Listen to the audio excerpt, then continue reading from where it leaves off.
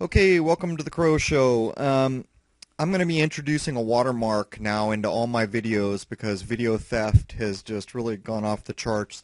The reason, besides the fact that every minute of video that I produce takes me 5 to 10 hours, and that's a conservative estimate, some takes much more, I'm doing research here, and if people see my clips completely gutted of context with no contact information, I have no hope of meeting other people who say filmed the holographic wave or to further the research with the chem objects we see.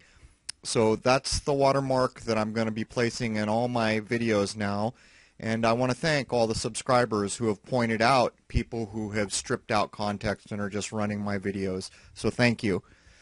Okay, so I had the telescope out. I wanted to try to catch a chem plane. There was nothing going on, so I was filming the moon.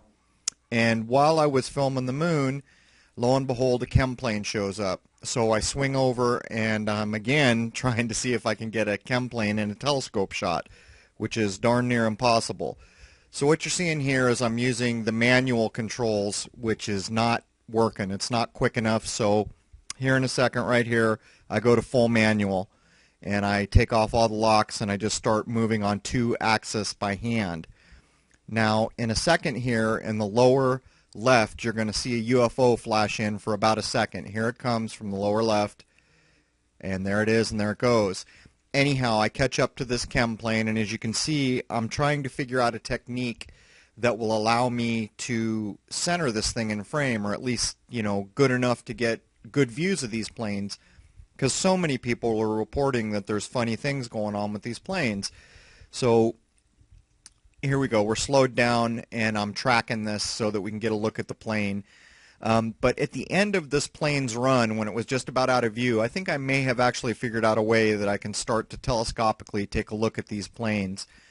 The thing about the chemtrailing that they did to us yesterday is they were doing it in pairs, and at the end of this clip I'll show you what they're doing and what I think it means.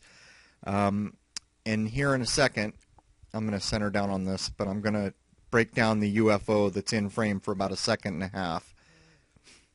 So there's a telescopic view of a plane that is extremely high. Through binoculars it looks like a dot. Okay, coming in from the lower left in real time here, there it is, in and out of frame in a second. Here it is slowed way down.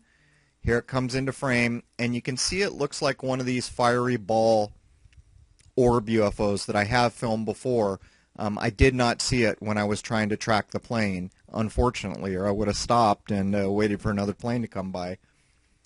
Here's the UFO coming in the lower left again. This is not zoomed at all, and that was slowed slightly.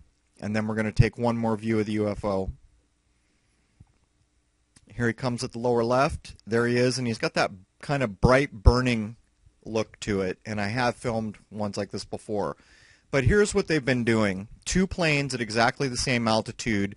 The top one was slightly behind the bottom one. Now if you look at the top chemtrail, you can tell it's different. To me, it's weird. They almost look like chromosomes when they begin to dissolve out. But the lower chemtrail is much more persistent, and I think they're mixing chemicals up there.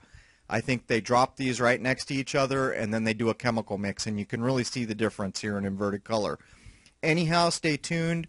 I'm going to be running some cool footage that I had from '07 of eclipses and Venus transiting the moon as well, and I'll have some other things soon. I just needed to work out how I was going to put watermarks into the video and try to reduce the theft. Thanks.